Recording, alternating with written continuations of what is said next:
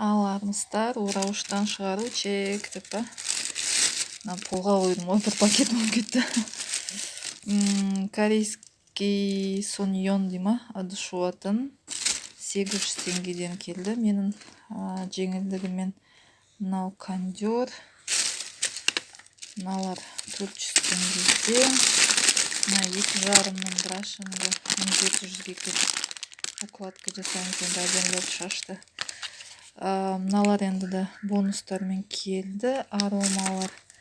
Мына ауыз қуысын шаюға кремдер 300 теңгеден келді. 330 теңгеден ба? Екеуін ала салдым. Мынаған қазір күшті жеңілдеп болады. Қазір ілем шторка неге ваннаға 3,5 аудим 3600 ба. Армандап жүретін 7,5-ға қалай алам деп. Қазір қысқы мерекелерге байланысты керемет акциялар болып жатыр. Мынау 4000 заты қазір 2800-ге келді маған. Мынау да 4000 ба 5000 бонуспен келді маған. Ең күштісі тада жаңадан чайниктер келді.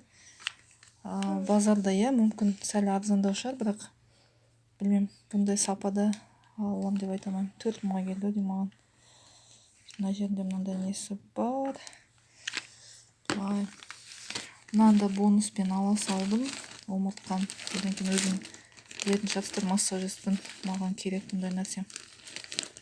Сол жеңілдікпен аламыз десеңіздер, хабарласыңыздар, тіркеліңіздер. Мынандайды ала салдым, қазір иммунитетке қарсы. Сол керемет қуанып жатырмыз. Фаберліктен тауарлар керек болса, хабарласыңыздар, тапсырыс беріңіздер. Күтемін.